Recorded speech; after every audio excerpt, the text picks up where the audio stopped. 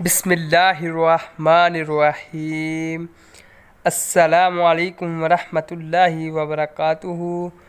بدن کی سلامتی کی دعا صبح و شام 3 مرتبہ پڑھیے۔ اللہم عافینی فی بدنی، اللہم عافینی فی سمعی، اللہم عافینی فی بصری، لا الہ الا انت۔ ترجمہ: اے اللہ میرے بدن کو درست رکھ، اے اللہ میرے کان عافیت سے رکھ، اے اللہ میری آنکھیں عافیت سے رکھ۔